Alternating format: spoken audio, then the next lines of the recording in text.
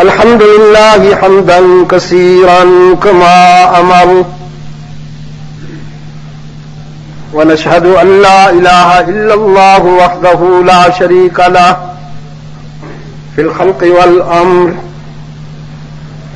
إرغاما لمن جحد به وكفر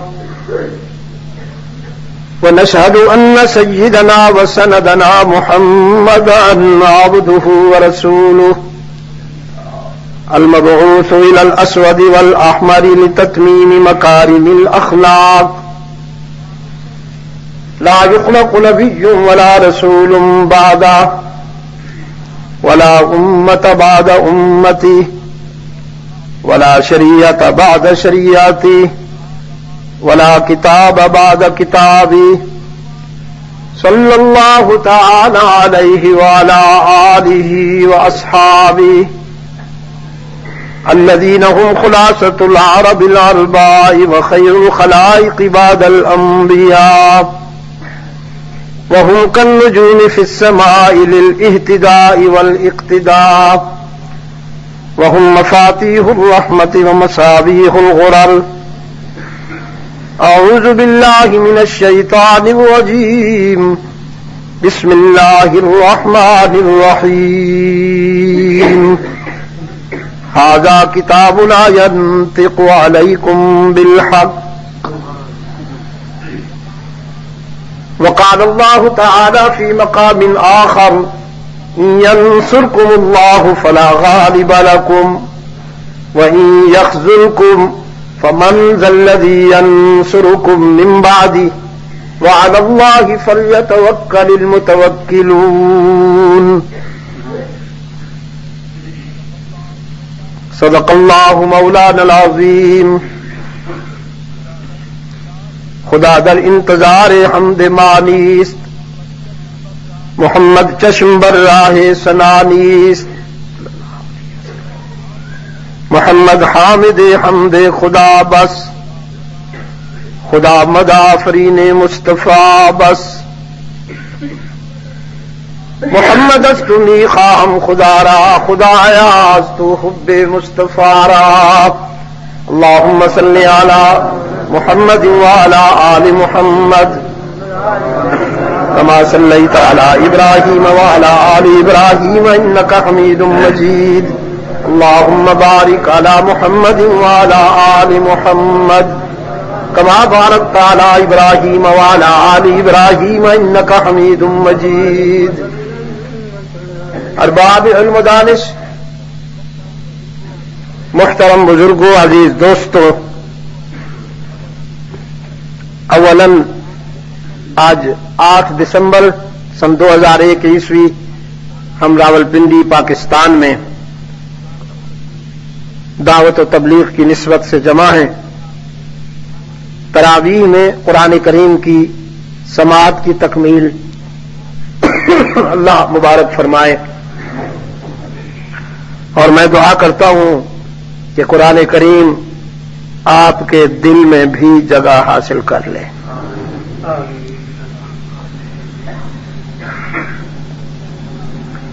ایک ہے ان کانوں سے سننا،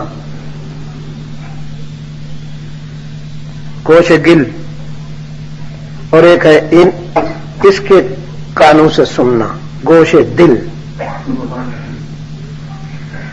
یہ کان حیوانی ہیں، اصل میں یہی کان انسانی ہیں جو یا تو ہمارے پاس کھو گئے ہیں اور یا پھر بند ہیں.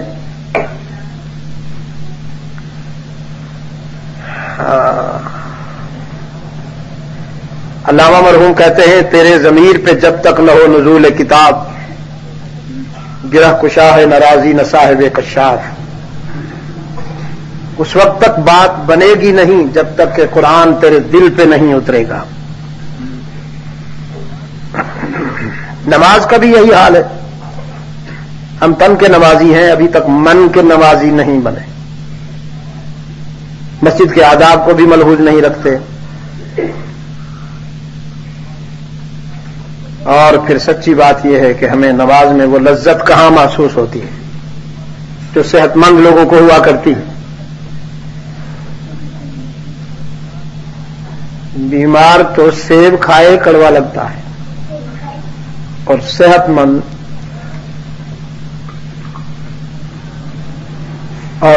مند روکھی سوکھی بھی کھائے تو اسے اچھی لگتی ہے. جب ہمارے من میں اللہ کی محبت اتر جائے گی تو پھر ان سب چیزوں میں ہمیں لذت محسوس ہوگی اور انہماک نصیب ہوگا.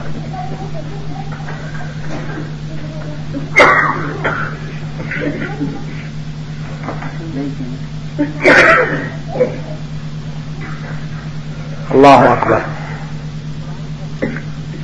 قرآن کریم دنیا کی وہ عظیم صداقت کہ 1400 سال گزر جانے کے باوجود جس پر بابا جی باہر چلے جاؤ, بڑی مہربانی آپ کی, سائڈ پہ بیٹھ جائیں. 1400 سال گزر جانے کے باوجود اس پہ بڑھاپا نہیں آیا. اگر ہم پہ بڑھاپا آیا ہے تو یہ ہماری کمزوری ہے. دیانت کا تقاضا ہے کہ ہمیں اپنے بڑھاپے کو قرآن کے کھاتے میں نہیں ڈالنا چاہیے. آج ہماری حالت کو دیکھ کر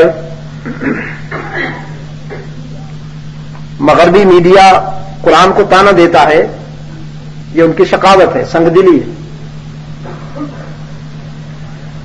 مغرب میں جو کچھ ہو رہا ہے ہم ان کے کرتوتوں کا تانا بائبل کو نہیں دیتے. اللہ ہمیں محفوظ رکھے. اس لیے کہ انجیل پر ایمان لانا ہمارے دین کی شرط ہے.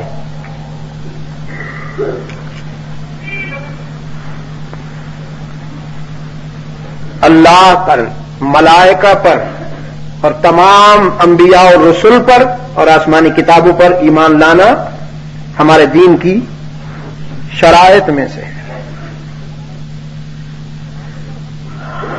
تو آج اگر ہم کمزور ہیں یا ہم آئیڈیل مسلمان نہیں ہیں تو یہ ہماری کمزوری ہے اور ہمیں اپنی یہ کمزوری قرآن کے کھاتے میں نہیں ڈالنی چاہیے. قرآن یقیناً وہی ہے,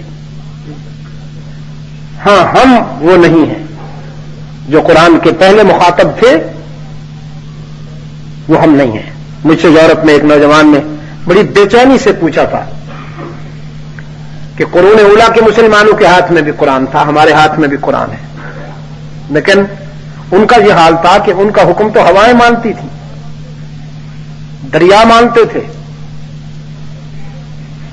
جنگل کے درندے مانتے تھے, اور ہماری بات تو بیویاں بھی نہیں مانتی. تو میں نے کہا وہ بائی چوائس مسلمان تھے, ہم بائی چانس مسلمان ہیں, یہ فرق ہے. انہوں نے اسلام کو چاہا اور ہمیں تو اسلام چپکا ہوا ہے. چونکہ مسلمانوں کے گھر پیدا ہوئے ہیں, ہمارے پیرنٹس نے, ہمارے والدین نے ہمارا نام عبد الرحمان عبد العزیز رکھ دیا ہے تو ہم اس نسبت کو نبھا رہے ہیں بس. ورنہ ہم جیسا نمازی, ہم جیسا حاجی.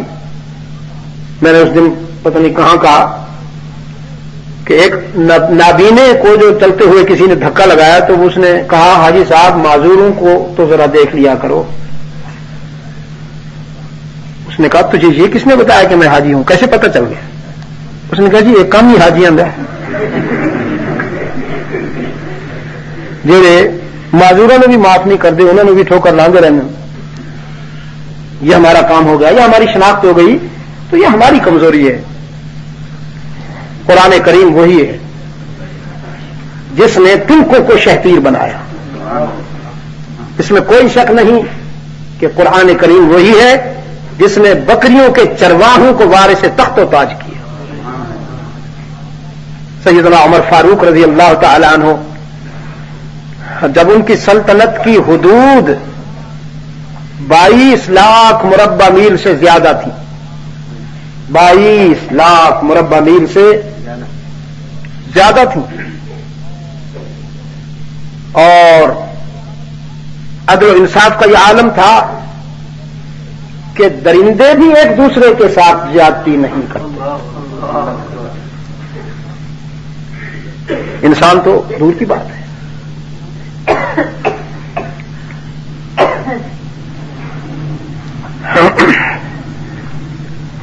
اس وقت ایک ویرانے میں سیدنا عمر فاروق رضی اللہ تعالیٰ عنہ کو لوگوں نے روتا ہوا دیکھا. لوگوں کو تشویش ہوئی کہ شاید کوئی بیڈ نیوز آئی ہے, کوئی بری خبر آئی ہے. تو لوگ جمع ہوئے اور پوچھا امیر المومنین خیریت تو ہے, آپ رو رہے ہیں, کسی محاذ پر مسلمانوں کو ضرب تو نہیں لگ گئی, چوٹ تو نہیں لگی؟ فرمانا نا سب ٹھیک ہے. تو پھر آپ رو رہے ہیں؟ رو رہا ہوں اس لیے کہ میں آج ایک ایسی جگہ کھڑا ہوں جس سے میرے ماضی کی کچھ ناقابل فراموش یادیں وابستہ ہیں, اور میرے ماضی و حال کے ملاپ نے مجھے اتنا متاثر کیا کہ میں اشکبار ہو گیا. دراصل یہ جگہ جہاں پر میں آج کھڑا ہوں, میں نے یہاں لڑکپن میں بکریاں چرائی تھی. یہ اللہ کا عجیب نظام ہے کہ جن بندوں سے وہ کام لینا چاہتا ہے انہیں ٹرینڈ کرنے کے لیے, ایکسرسائز ہونے کے لیے, ان کی زندگی میں یہ جوہر پیدا کرنے کے لیے ایک پیریڈ ہے جس سے وہ گزارتا ہے. آپ نے کسی پیغمبر کے متعلق یہ نہیں سنا ہوگا کہ وہ اونٹوں کا ریوڑ چراتا تھا یا گائے بیل کا ریوڑ چراتا تھا, یہاں تک کہ بھیڑیں چراتا تھا. یہ جو بھینس ہے پتہ نہیں یہ کب نکل آئی, ان کا تو تذکرہ ہی نہیں ہے سرے سے. یہ یہاں کی پیداوار ہے. جہاں پانی زیادہ ہوگا ظاہر ہے کہ بھینس تو وہیں ہوگی نا جی. صحرا میں اور ریگزار میں اس جانور کا موجود ہونا ویسے بھی ان نیچرل ہے. تو کسی پیغمبر کو آپ اونٹوں, بیل, گائے, یہاں تک کہ بھیڑ کا ریوڑ چراتے ہوئے نہیں دیکھیں گے. بکریاں چرائی, ہمارے آقا نے بھی چرائی.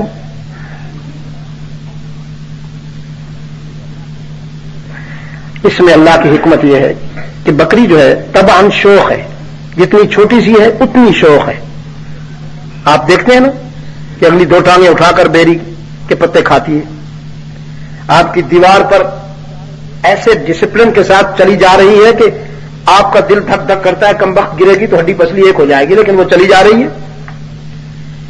شوق ہے طبعاً. تو اللہ نے اپنے ان بندوں سے کہ جن سے تاریخ ساز کام لینا تھا پہلے بکریاں چرانے کو حکم دیا. ذرا ان کی شوخیاں برداشت کر لو, ان کی شوخیاں برداشت کرنے کا ظرف پیدا کر لو کہ پھر تمہیں اس سے زیادہ شوق جانور سے واسطہ پڑنے والا ہے. یہ جو انسان ہے نا جی, یہ بہت اچھی چیز بھی ہے, بہت بری چیز بھی ہے. یہ جب ترقی کرتا ہے تو فرشتوں کو کراس کر جاتا ہے. نوری رشک سے دیکھتے ہیں اس کو. وہ کیا کہا اقبال نے کہ عروج آدم خاکی سے انجم سہمے جاتے. استعارہ معراج پر ہے. رحمت عالم صلی اللہ علیہ وسلم کے سفر معراج پر استعارہ ہے ان کا کہ عروج آدم خاکی سے انجم سہمے جاتے ہیں کہ یہ ٹوٹا ہوا تارا مہ کامل نہ بن جائے. کہ یہ ٹوٹا ہوا تارا مہ کامل, جس کو جنت سے نکالا گیا تھا اس سے, کہ یہ ٹوٹا ہوا تارا مہ کامل نہ بن جائے. تو جب یہ ترقی کرتا ہے تو اعلی علیین پہ نظر آتا ہے, اور جب یہ گرتا ہے تو پھر کوئی جانور اتنا بدترین نہیں جتنا یہ بدترین بن جاتا ہے. ثم رددناہ اسفل سافلین کا مصداق بن کر. تو سیدنا عمر فاروق رضی اللہ تعالی عنہ نے فرمایا یہی وہ جگہ ہے جہاں میں نے بکریاں چرائی تھیں, اور بکریاں میرے قابو میں نہیں آتی تھیں. تو میرا باپ خطاب مجھے ڈانٹتا تھا کہ جانور تو سنبھال نہیں سکتے ہو, زندگی کس طرح گزارو گے. آج وہیں آیا ہوں تو میرے ماضی نے میرے ضمیر پر دستک دیتے ہوئے میرا حال یاد دلایا میرے حال میں میرے ضمیر پہ دستک دیتے ہوئے مجھے میرا ماضی یاد دلایا کہ عمر تو وہی ہے جس کی بات بکریاں بھی نہیں مانتی تھیں. یہ کس کا فیض نظر اور کس کی تعلیم و تربیت کا اثر ہے کہ آج تو خط لکھتا ہے تو دریا مان لیتے. آج تیرا پیغام ہوائیں لیے لیے پھرتی ہیں. آج درندے تیرا حکم مانتے ہیں. درفشانی نے تیری قطروں کو دریا کر دیا, دل کو روشن کر دیا, آنکھوں کو بینا کر دیا. خود نہ تھے جو راہ پر عالم کے ہادی بن گئے. وہ کیا نظر تھی جس نے مردوں کو مسیحا کر دیا. تو قرآن کریم وہی ہے بھائی. نہ اس کی جوانی میں فرق آیا, نہ اس کی تاثیر میں کوئی فرق آیا. اللہ کرے ہم اپنے ماضی سے کوئی عملی نسبت قائم کر لیں. کما المطر فی الاصداف درا وفی فم الافائی سارا شما. پانی کا وہی قطرہ جو منہ کھلے سیپ میں جا کر موتی بنتا ہے, وہی بارش کی بوند, وہی بارش کا قطرہ سانپ کے منہ میں جا کر زہر بنتا ہے. تو قرآن کریم کا بھی یہی حال ہے. اسے ابو جہل سنتا ہے تو زندیق بنتا ہے, اس کو ابو بکر سنتا ہے تو صدیق بنتا ہے. اب ہم اپنا جائزہ لیں کہ ہم کس کیٹیگری میں ہیں. اللہ ہمیں توفیق دے کہ ہم اپنے گریبان میں جھانک سکیں, اپنا جائزہ لے سکیں. ھذا کتابنا ینطق علیکم بالحق. مطالعہ آپ نے بھی کیا ہے.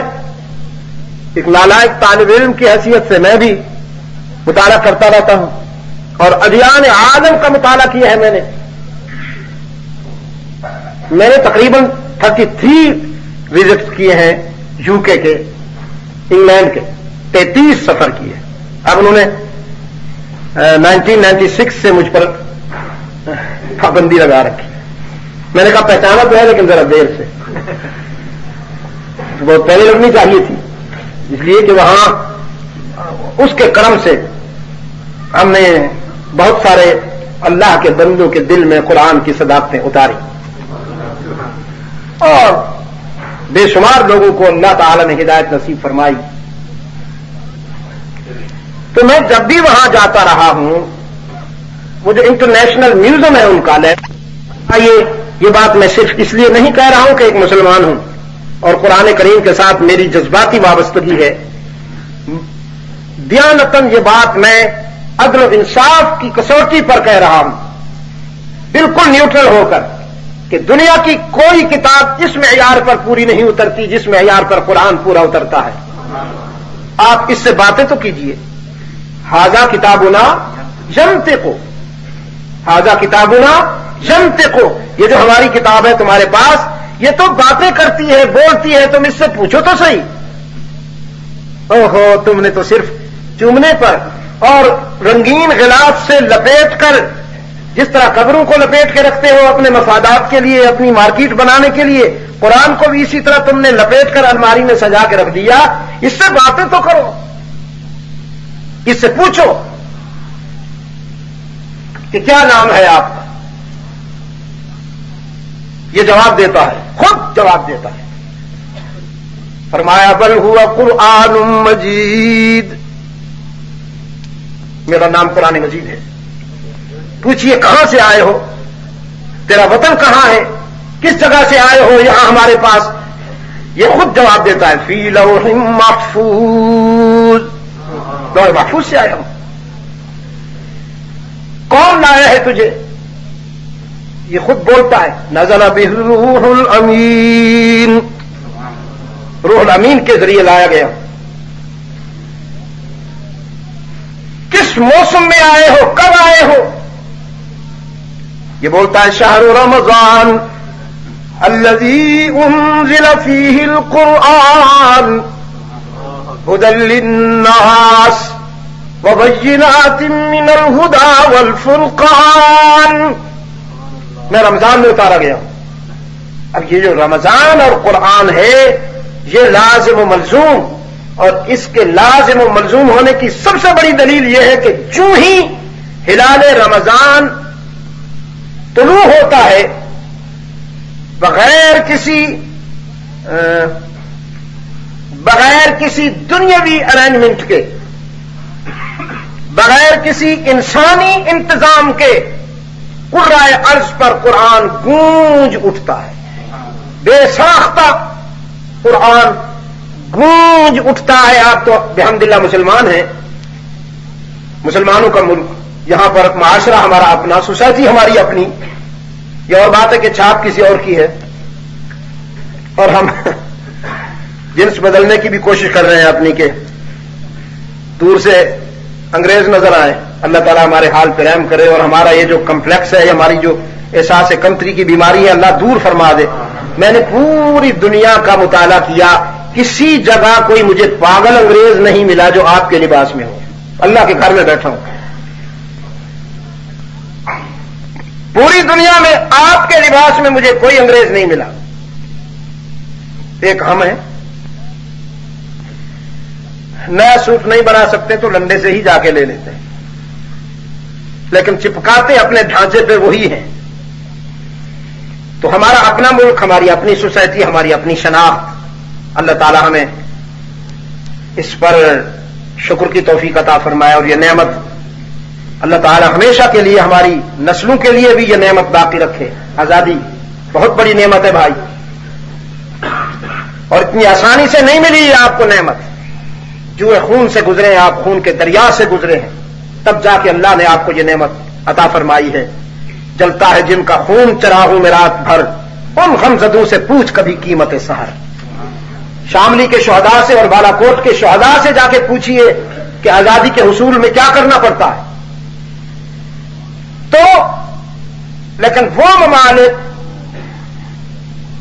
دنیا کے مختلف حصوں میں، وہ ممالک کہ جہاں مسلمان بہت تھوڑے ہیں، اب مثلا ویسٹ انڈیز کے باربیڈوس میں گیا ہوں، تو مسلمانوں کی کل تعداد تقریباً 1200 ہوگی، سارے کے سارے انڈین مسلمان تھے اس وقت جب میں گیا ہوں 84 میں،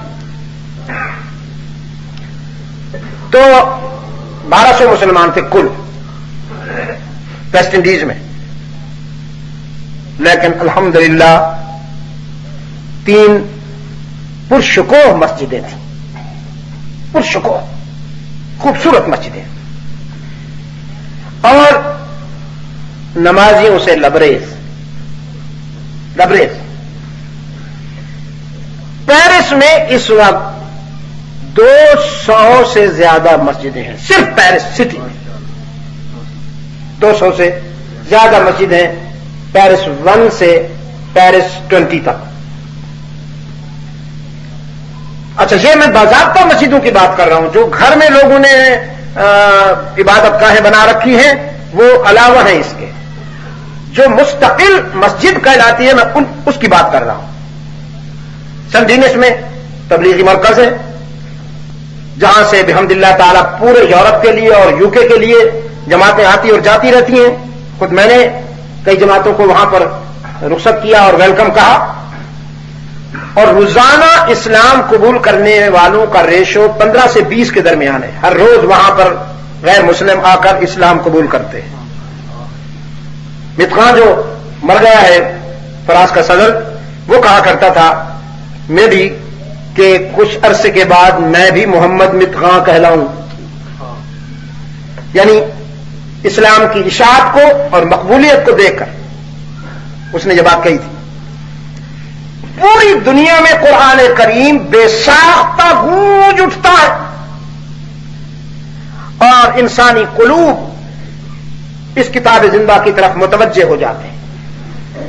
بوڑھے بوڑھے، ضعیف بیمار لوگ، ان کو توفیق مل جاتی ہے، وہ مسجد میں آ کر تراویح پڑھتے ہیں، قرآن سنتے ہیں۔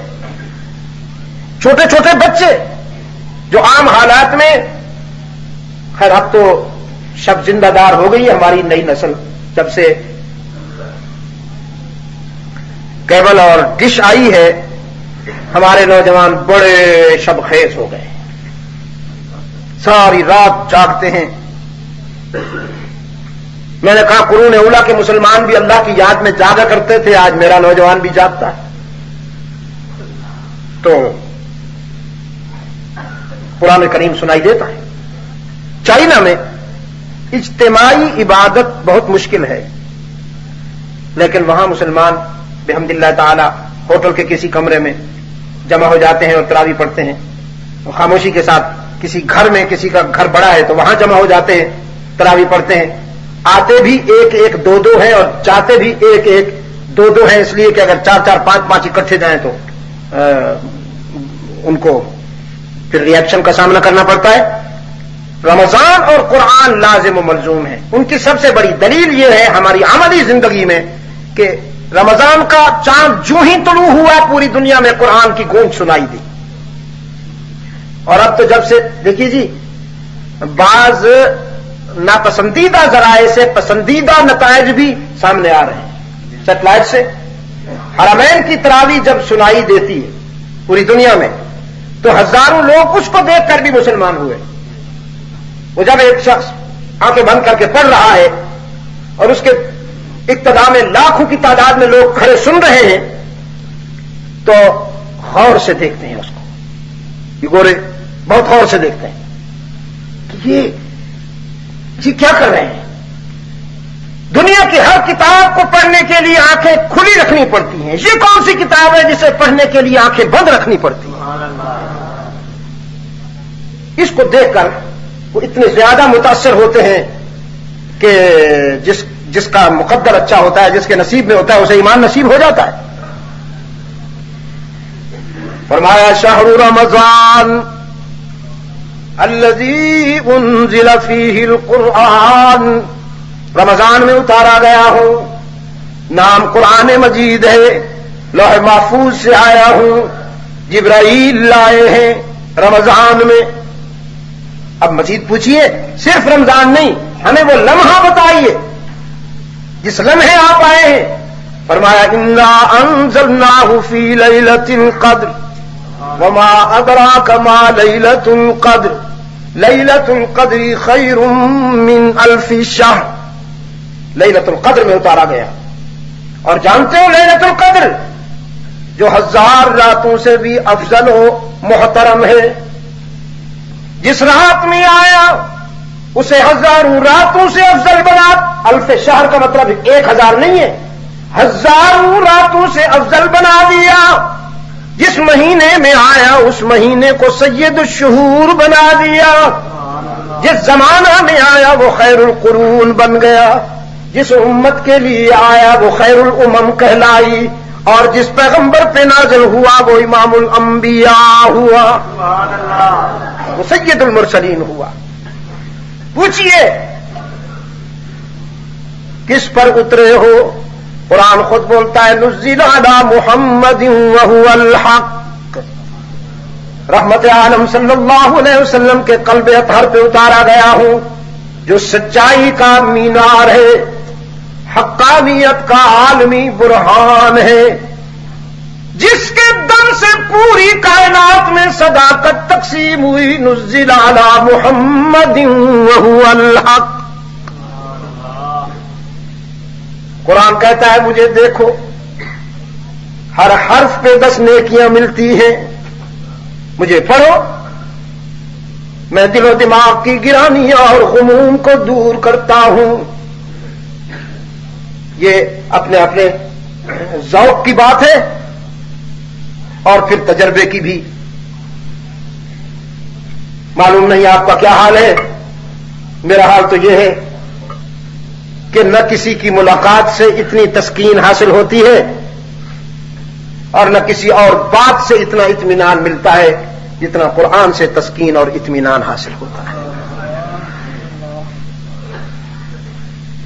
قرآن کہتا ہے مجھے یاد کیجئے، حافظ قرآن کہلاؤ، اور حشر میں تمہارے سر پر ایسا تاج رکھا جائے گا جس کی روشنی میں نور ہی چلیں گے۔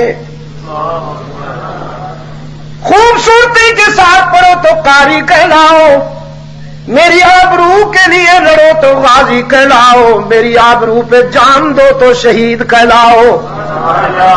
شہید جانتے ہو؟ امانتاً یہ جملہ دے رہا ہوں، اللہ کرے بھولنے نہ پائے۔ سب کو موت مارتی ہے، موت کہتے ہی اسی کو ہے جو مار ڈالتی ہے، ہے نا؟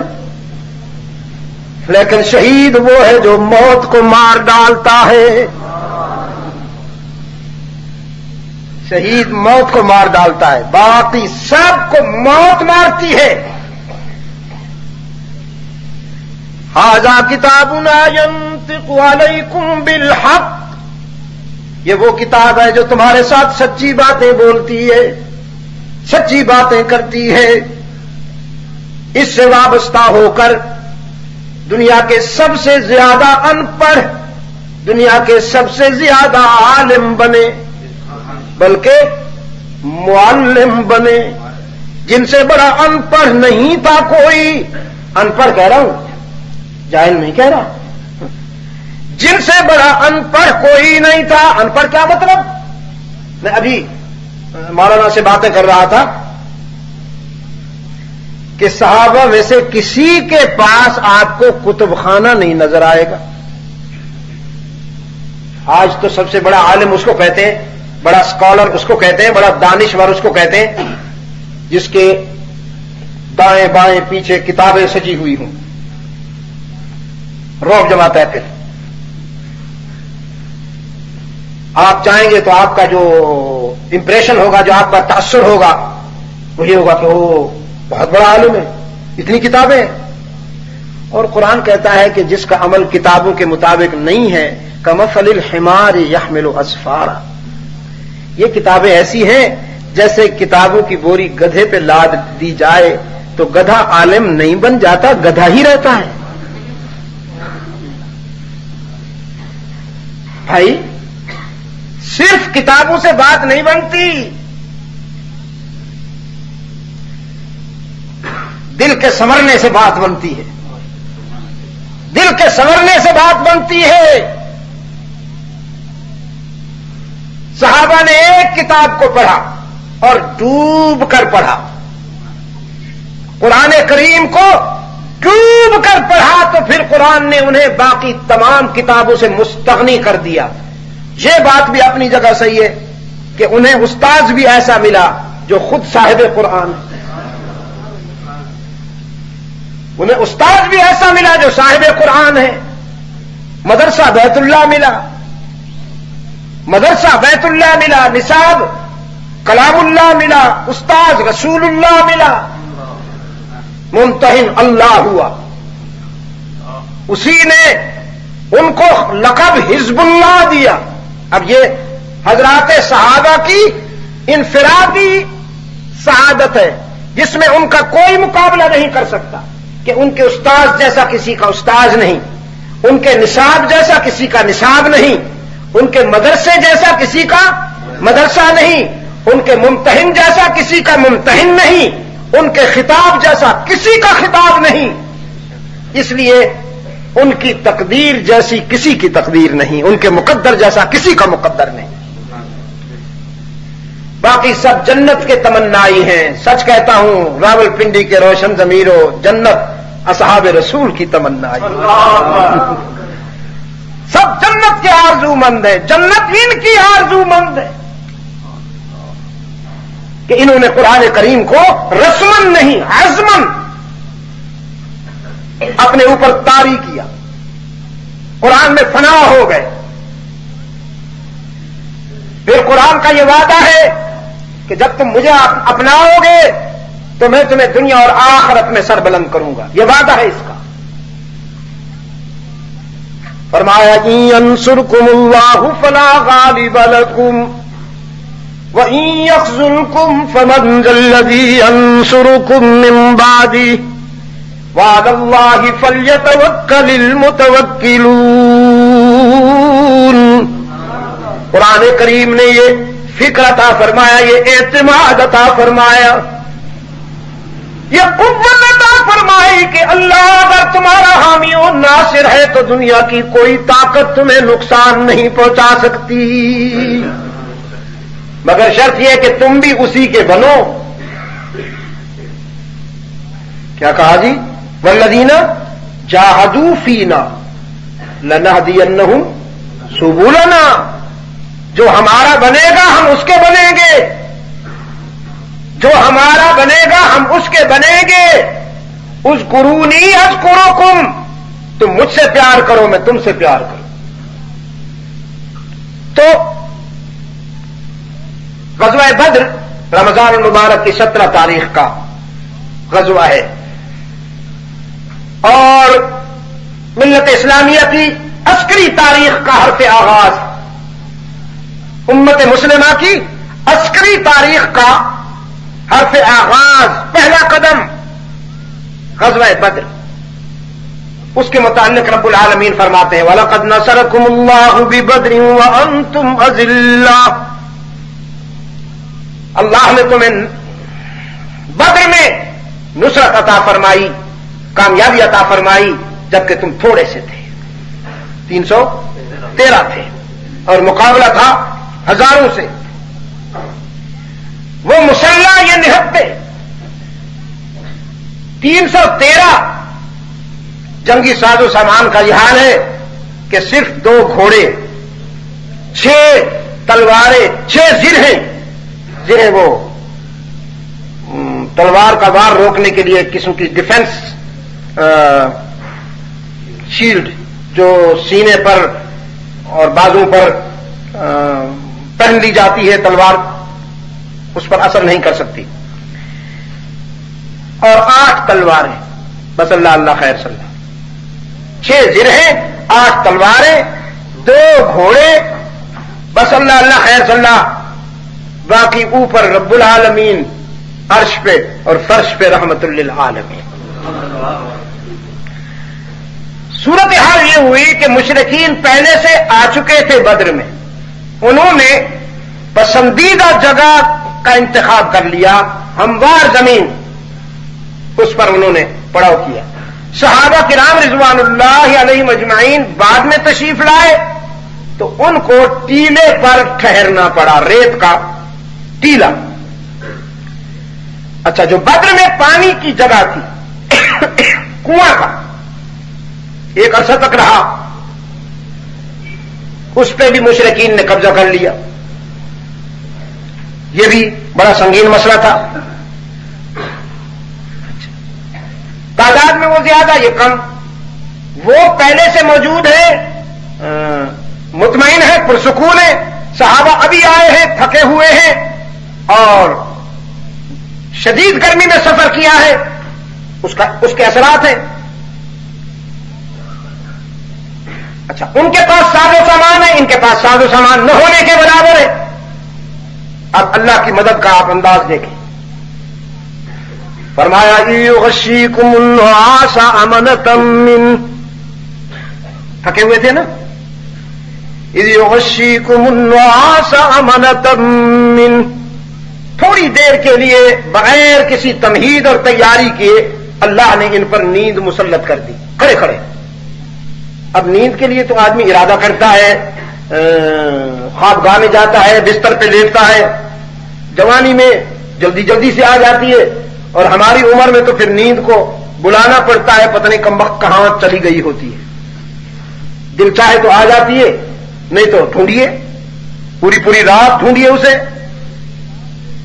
لیکن یہاں یہ کھڑے ہیں، نہ ارادہ ہے، نہ خوابگاہ ہے، نہ حالات ہے، بس کھڑے کھڑے آنکھ لگ گئی، اور ذرا سی دیر کے بعد جو آنکھ کھلی تو اتنے تازہ دم ہو گئے، فریش ہو گئے، جیسے آپ 10 گھنٹے اے سی ایئر کنڈیشن روم میں سو کر اپنے آپ کو تازہ محسوس کریں، اس سے کہیں زیادہ وہ اپنے آپ کو پرسکون محسوس کرنے لگے. میں کہا کرتا ہوں، اصحاب کہف کو اللہ نے 309 سال تک سلایا، ان سے ایک کام لینا تھا. 309 سال سلایا اور ان سے ایک کام لیا. اس سلسلے میں زندگی رہی تو آنے والے جمعہ کو میں گفتگو کرنے والا ہوں تعلیم القرآن میں، راجہ بازار میں، جمعہ کی نماز سے پہلے 12:15 بجے انشاءاللہ العزیز. اللہ نے جو کام اصحاب کہف کو 309 سال سلا کر لیا، اس سے کہیں زیادہ کام اصحاب رسول کو 3 منٹ 9 سیکنڈ سے بھی کم وقت میں سلا کر لے لیا. تو اگر آپ اجازت دیں تو میں نتیجہ نکالوں. یہ صغرا کبرا ملانے کے بعد، کہ جتنا 309 سال اور 3 منٹ 9 سیکنڈ میں فرق ہے، اتنا ہی اصحاب کہف اور اصحاب رسول کی عظمت میں فرق ہے. تھوڑی سی دیر کے لیے نیند آئی، آپ کو نہیں سونے کی اجازت، سونا ہے تو اوپر چلے جائیے. یعنی مولوی صاحب آپ سوتے ہیں، غیر مولوی صاحبان تو بالکل متوجہ بیٹھے ہیں اور آپ جھوم رہے ہیں. لگاؤں گا دیکھا آپ نے، آپ جیسے غفلت شعاروں کے لیے ہے یہ. ٹھیک ہو کے رہتی ہے. وَيُنَزِّلُ عَلَيْكُم مِّنَ السَّمَاءِ مَاءً، بنا تمہید ایک بادل آیا، اب مچلتا ہوا چمکتا ہوا سیدھا بدر کے آسمان پہ آ کے برس پڑا.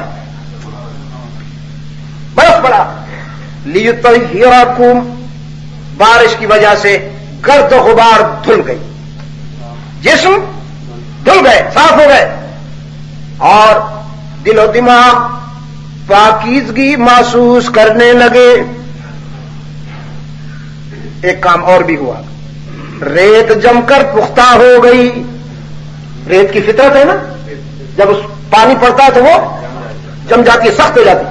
ریت جم کر پختہ ہو گئی، اور جو میدان تھا پانی کی وجہ سے وہ کیچڑ اور دلدل ہو گیا. اب یہ ٹک گئے، وہ پھسلنے لگے، وہ ڈسکریج ہونے لگے، یہ انکریج ہو گئے. ان کو اللہ نے مطمئن کر دیا. کتنی باتیں ہو گئی؟ نیند آئی، بارش آئی، 2 باتیں ہو گئی نا. اچھا، اذ یریکہم اللہ فی منامک قلیلا، صحابہ نے ان کو دیکھا تو وہ تھوڑے نظر آئے، انہوں نے ان کو دیکھا تو یہ زیادہ نظر آئے. اس سے اور طبیعت صاف ہوئی مشرکین کی. 3 ہو گئی. چوتھی،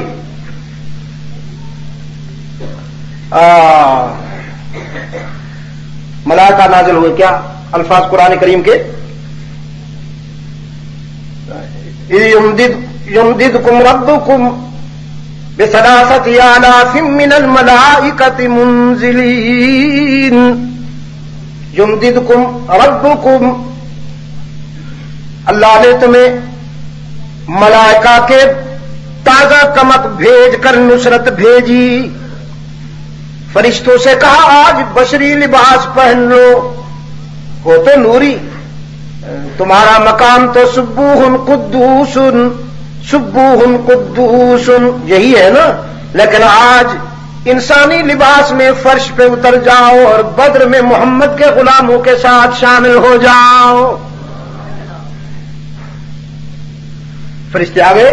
وہ جس کو کسی صاحب نظر نے کہا کہ فضائے بدر پیدا کر، فرشتے تیری نصرت کو اتر سکتے ہیں گردوں سے قطار اندر قطار. اب بھی قطار اندر قطار آئے، قطار اندر قطار آئے. تو کتنی باتیں ہو گئیں؟ 4 باتیں ہو گئی. پرسکون بنایا نیند کے ذریعے، بارش برسائی، جسم پاکیزہ ہو گئے، پانی کی ضرورت پوری ہو گئی.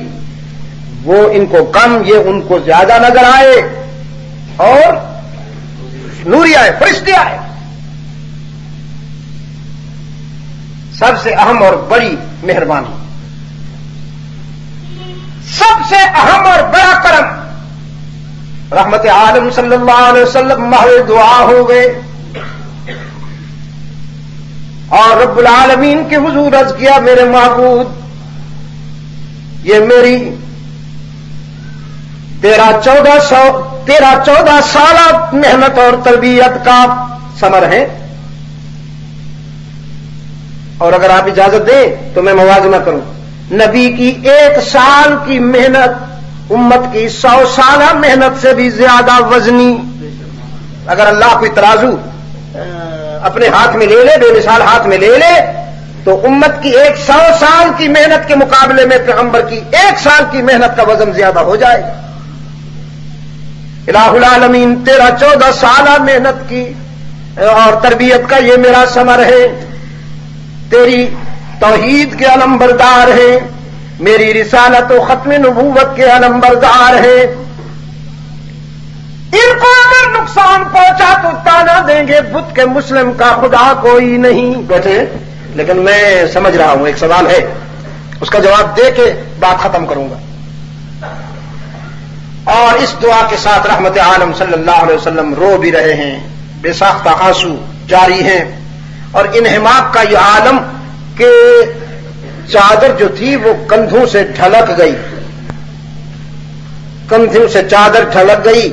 صدیق اکبر رضی اللہ تعالیٰ عنہ جو راوی ہیں اس منظر کے، اس صورتحال کے، وہ آگے بڑھ کر رحمت عالم صلی اللہ علیہ وسلم کی ڈھلکتی ہوئی چادر کو دوبارہ کندھے پہ رکھتے ہیں، اور پھر دونوں ہاتھ رحمت عالم کی مبارک کندھوں پہ رکھ کے عرض کرتے ہیں، اللہ کے رسول، کیا رب العالمین نے آپ سے وعدہ نہیں کیا کہ وہ آپ کی مدد کرے گا؟ آپ اتنے بے قرار ہیں، اتنے اشک بار ہیں، کیا اللہ نے آپ سے وعدہ نہیں کیا؟ رحمت عالم نے آنسوں سے بھری ہوئی آنکھیں ابو بکر کی طرف اٹھا کر فرمایا، میرے اللہ نے وعدہ کر رکھا ہے اور مجھے یقین ہے کہ وہ اپنا وعدہ سچا کرے گا، لیکن میں اپنے رب سے مانگنا کیوں چھوڑ دوں؟ اس سے آپ کو ایک میسج ملا ہے، اس سے آپ کو ایک پیغام ملا ہے کہ حالات سازگار ہوں تب بھی دعائیں جاری رکھا کیجئے۔ ہم تو اس وقت دعا کرتے ہیں جب پریشانی ہوتی ہے نا جی، جب کام نہیں بنتا پھر کیا کہتے ہیں؟ اب اللہ ہی حافظ، یہی بات ہے نا جی۔ اگر کام بن رہا ہے اور ہم کامیاب ہو رہے ہیں، ہماری توقعات پوری ہو رہی ہیں، تو ہم کہتے ہیں ہم بڑے ذہین ہیں نا جی، ہم نے پلاننگ صحیح کی، ہمارا منصوبہ صحیح تھا، اور ہماری ذہانت جو تھی اس کا اچھا نتیجہ نکلا ہے۔ اور لیکن جب ہمارے توقعات پوری نہیں ہوتی اور ناکامی سامنے آ جاتی ہے، اللہ کی مرضی، تلک اذا قسمۃ ضیزہ۔ کامیاب ہو جائیں تو آپ ذہین ہیں، ناکام ہو جائیں تو اللہ کی مرضی ہے، نہیں اللہ کی یہی مرضی ہے کہ وہ آپ کو ناکام بنائے، ایسا نہیں ہے۔ وہ ایک ہے تو لطیفہ سا سنا ہی دیتا ہوں۔ ہمارے ایک چودھری صاحب، پتہ نہیں خان صاحب دیہات میں جو ہوتے ہیں، کوئی بڑا آدمی مسجد کے قریب سے گزرا، مولانا مسجد کے صحن پر ٹہل رہے تھے، ذرا اونچی اس کی سطح مرتفع تھی، مسجد جو تھی 6-7 فٹ گراؤنڈ سے اونچی تھی، تو انہوں نے دیکھا ہمارے چودھری صاحب، ہمارے خان صاحب، ہمارے قریشی صاحب جا رہے ہیں، کسی لمبے سفر پہ چادر ڈال رکھی، تو اس نے پوچھا کہاں جا رہے ہو چودھری صاحب، خان صاحب؟ وہ کہا مولوی صاحب وہ ذرا مجھ بس وہ ہو گئی، جب دودھ دینا چھوڑ دے تو پتہ نہیں اس کو کیا کہتے ہیں، سوکھ گئی ہے، تو نئی مجھ لین واسطے جا رہے ہیں۔ اچھا کدوں آ جاؤ گے؟ بس شامی آ جاؤں گا، زیادہ سے زیادہ کل آ جاؤں گا۔ مولوی صاحب نے کہا انشاءاللہ پہ آگ چھوڑو چودھری صاحب، اللہ خیر نہ لے جائے۔ کہے مولوی صاحب انشاءاللہ، ماشاءاللہ، الحمدللہ، انا للہ کہنے، یہ سب آپ لوگ کہتے رہتے ہیں، جیب میں پیسے ہیں، جاؤں گا پیسے دوں گا، بھینس لے کے آ جاؤں گا، اب یہاں انشاءاللہ کیا تک ہے؟ اچھا بھائی، دامن یار خدا ڈھانپ لے پردہ تیرا، تیری مرضی۔ گیا، بھینس لی، واپس آ رہے، راستے میں دوست مل گئے، مہربان مل گئے، انہوں نے بھینس بھی لے لی، جو پیسے بچے تھے وہ بھی لے لیے، ایک درخت کے ساتھ باندھ کے چلے گئے۔ اب درخت کے ساتھ بندھا پڑا ہے، دور سے ایک آدمی نظر آیا تو اس کو کہتا ہے یہ انشاءاللہ۔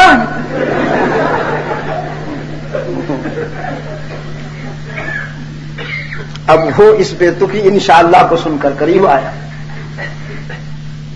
کہ بھئی مجھے بلانے کے لیے انشاءاللہ تو نہیں ہونا چاہیے تھا، مجھے تو چلو اس کو نام نہیں آتا تھا، تو بھائی ذرا ادھر آؤ۔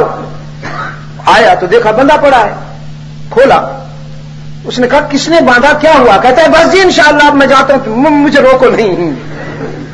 آیا مولانا پھر مسجد میں کھڑے، دیکھا خان صاحب، چودھری صاحب کا تو حال عجیب ہے۔ مولانا نے پوچھا خیریت سے آئے ہو، بھینس ملی؟ تو کہاں ملی انشاءاللہ، وہ تو میں نے بھینس لی تھی، راستے میں چور مل گئے، وہ ساری بھینس بھی لے گئے انشاءاللہ، اور میری جو بقایا رقم تھی وہ بھی لے گئے انشاءاللہ۔ مولوی صاحب نے کہا آپ زندگی پر تسبیح لے کے بھی پڑھتے رہو تو تو نہ بھینس واپس آئے گی نہ پیسے واپس آئیں گے. اگر اس دن شروع میں یہی کہہ دیتے تو اللہ تجھے اپنی حفاظت میں لے لیتا. تیرے مال کی بھی حفاظت ہوتی, تیری عزت کی بھی حفاظت ہوتی. انشاءاللہ جو کہتے ہیں ہم اللہ پر کوئی احسان کرتے ہیں؟ ہم انشاءاللہ اس لیے کہتے ہیں کہ وہ ہماری لاج رکھ لے, وہ ہماری عزت کی حفاظت فرمائے, ہمارے مال کی حفاظت فرمائے. ہم انشاءاللہ کہہ کر اپنے آپ کو اللہ کی حفاظت کے حصار میں لے آتے ہیں. تو وقت پر, بے وقت نہیں, وقت پر, وقت پر ایک قطرہ کافی ابر خوش ہنگام کا. جل گیا جب کھیت, اب برسا تو ہے کس کام کا. وقت پر. تو میرے گرامی قدر دوستو, دعائیں ضرور جاری رکھا کیجئے. حالات چاہے موزوں ہوں, آپ کامیاب ہوتے جا رہے ہوں, تب بھی دعائیں ضرور جاری رکھا کیجئے. میرے نوجوان بچے امتحان سے پہلے پہلی صف میں ہوتے ہیں, اور جب امتحان دے لیتے تو آخری صف میں بھی نہیں نظر آتے. ہاں, امتحان دینے سے پہلے امام المتقین نظر آتے ہیں, سر پہ ٹوپی ہے, تسبیح ہے, ماشاءاللہ نوجوان, اور پہلی پہلی صف میں بیٹھے ہوئے ہیں. اور جب اللہ کامیاب فرما دیتا ہے پھر کہیں اور پہنچ جاتے ہیں. کامیابیوں کے باوجود اللہ سے رابطہ رہنا چاہیے. یہ رحمت عالم صلی اللہ علیہ وسلم کی سیرت نے آپ کو رہنمائی کی. کتنی باتیں ہو گئی بھائی.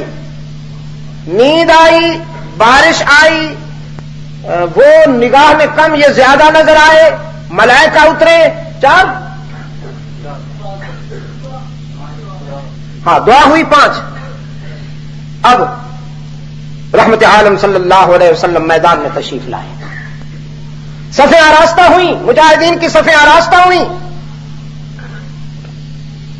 ایک مٹھی سنگریزوں کی اٹھا کر پھینکی مشرکین کی طرف.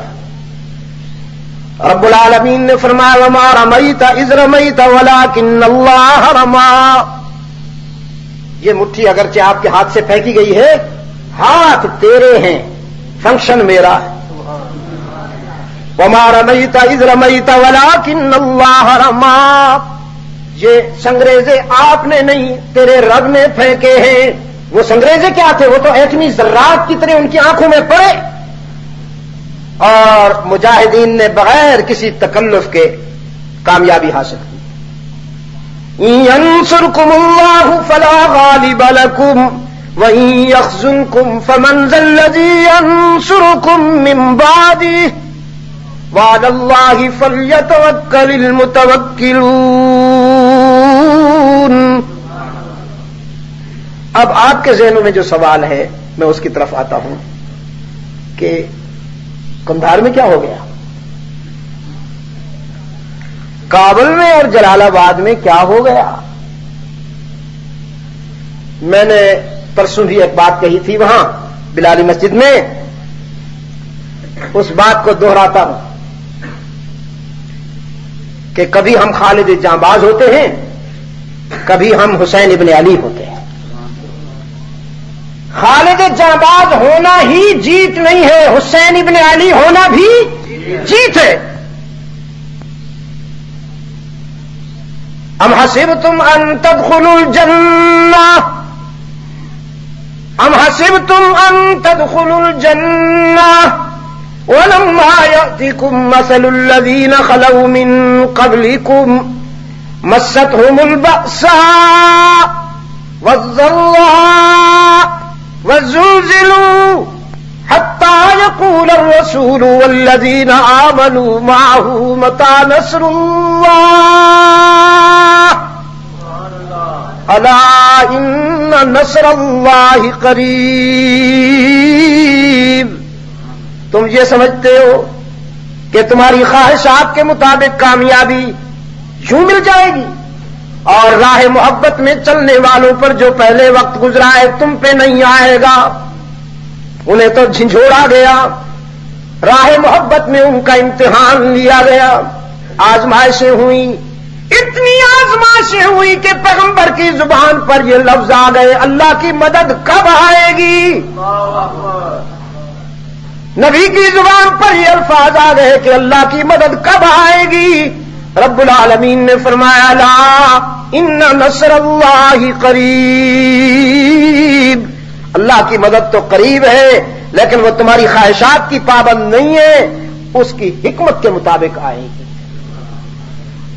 یہی جو بدر میں مثالی کامیابی حاصل کرتے ہیں، پھر یہی جماعت احد میں آزمائی بھی جاتی ہے، نقصان نہیں، آزمائی بھی جاتی ہے۔ میرے گرامی قدر دوستو، معلوم ہے اس امتحان میں کامیابی کے زاویے کون سے ہیں؟ سب سے بڑا زاویہ تو یہ ہے کہ جس فرعون کے سامنے کوئی نہیں ٹکتا تھا، یہ نہتے بے سر و سامان مجاہد چند اللہ والوں نے اس فرعون کی آنکھوں میں آنکھیں ڈال کر دکھائیں۔ 2 روز پہلے صحافی بھائی میرے پاس بیٹھے تھے اور انہوں نے کہا کہ یہ غلطی ہوئی ہے، ان سے اگر یہ تھوڑا سا نرم گوشہ پیدا کر لیتے اور کوئی ایگریمنٹ کر لیتے تو آج یہ صورتحال نہ بنتی۔ میں نے کہا اپنی سوچ ہے، آپ کے خیال میں یوں ہونا چاہیے تھا، لیکن ان کے خیال میں یہ کہ ہم اپنا ریکارڈ صحیح لے کے جانا چاہتے ہیں اس دنیا سے، کہ ہم نے باطل کے ساتھ کوئی سمجھوتا نہیں کیا، جس بات کو سچ سمجھا اس پہ قائم رہ کر جان دے دی، لیکن اپنے موقف کو داغدار نہیں ہونے دیا۔ وہ ایک تاریخ رقم کر کے چلے گئے۔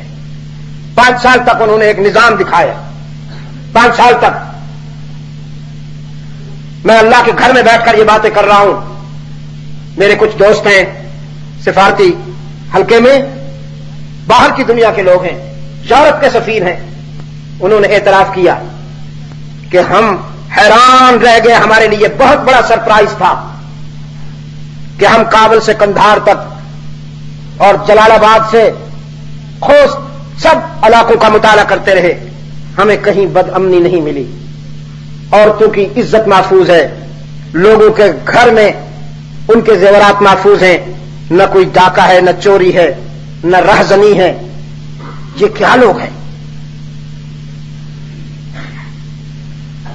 اب تھوڑی انتظار کیجئے، اللہ تعالیٰ کیا منظر دکھاتا ہے آپ کو، انتظار کیجئے۔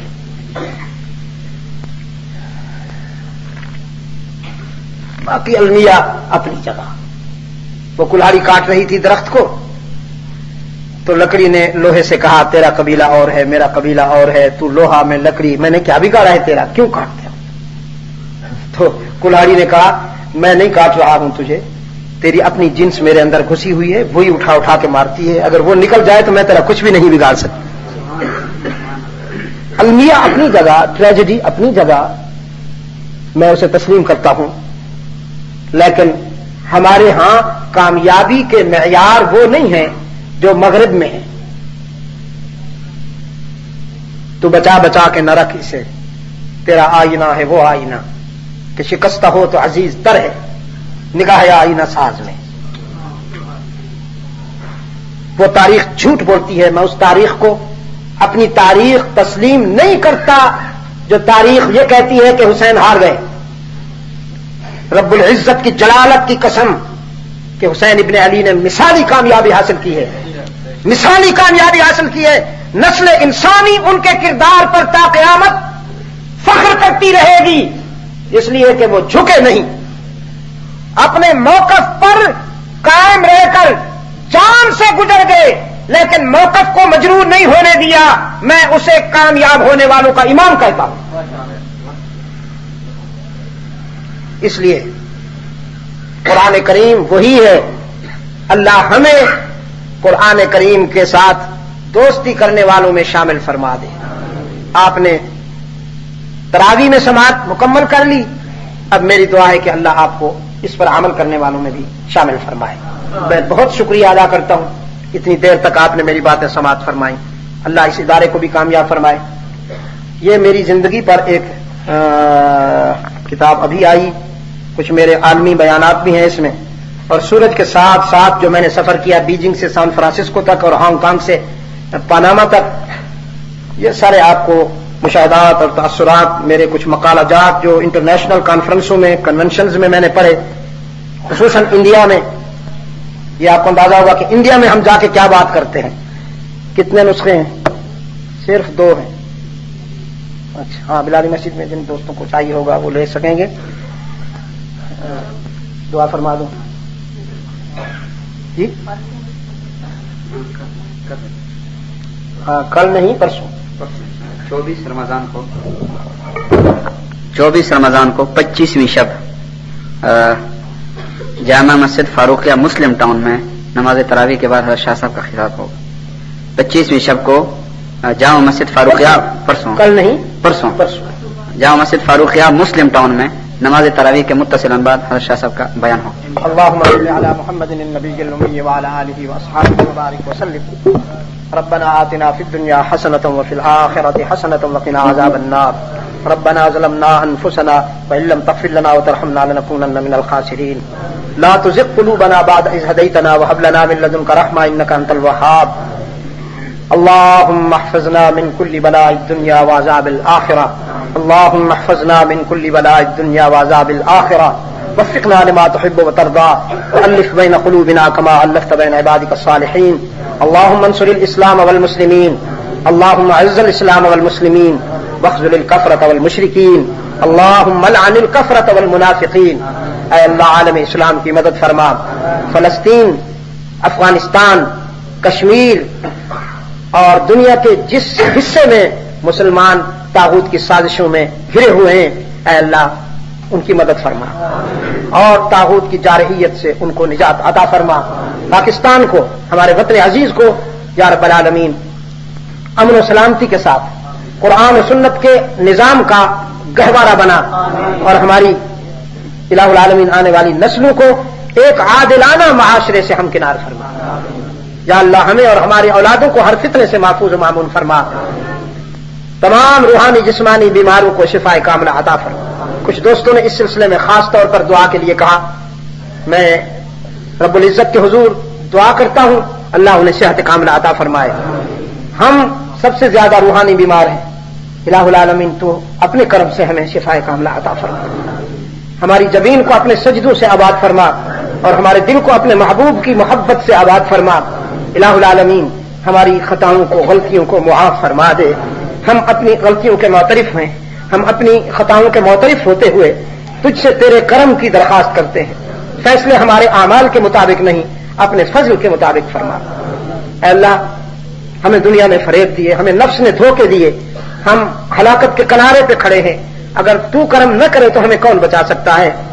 تیرے سوا ہمارا کوئی دستگیر نہیں، تیرے سوا ہمارا کوئی کارساز نہیں. یا اللہ تو ہی ہمارا دستگیر، تو ہی ہمارا مشکل کشا اور کارساز ہے. ہمیں دنیا اور آخرت کے ہلاکتوں سے اور ذلتوں سے بچا لے. یا اللہ ہمیں نفس کے دھوکے سے اور دنیا کے فریب سے محفوظ فرما لے. اس مبارک مہینے کے جو لمحات باقی ہیں ان سے استفادہ کی توفیق عطا فرما اور جو لمحات گزر چکے ہیں ان میں ہم سے جو کوتاہی اور غلطیاں ہوئیں تو اپنے کرم سے انہیں معاف فرما. اور ہم نے جو نقالی کی ہے، بے شک معبدنا کا حق عبادت، ہم تیری عبادت کا حق کہاں ادا کرنے والے ہیں؟ ہم نے تو بس نقالی کی ہے، کاپی کی ہے. یا اللہ ہماری اسی نقل کو اصل سے نسبت عطا فرما دے. حشر میں اپنے محبوب کی شفاعت نصیب فرما دے. اے اللہ حشر میں رحمت عالم کی نظر شفقت عطا فرما دے. حشر میں اپنے محبوب کی ناراضگی کی نظر سے محفوظ و مامون فرما دے. اس ادارہ کی ترقی اور فروغ کے لیے بھی ہم دعا کرتے ہیں. یا اللہ اس کو ہماری توقعات سے زیادہ کامیابی عطا فرما. اور تیرے جن بندوں کی محنت، جن بندوں کا تعاون کام آ رہا ہے یا اللہ ان کی دنیاوی زندگی میں بھی اور اخروی زندگی میں بھی خوب خوب سعادتیں مقدر فرما دے. وصلی اللہ تعالی علی خیر خلقہ محمد وآلہ وبارک وسلم.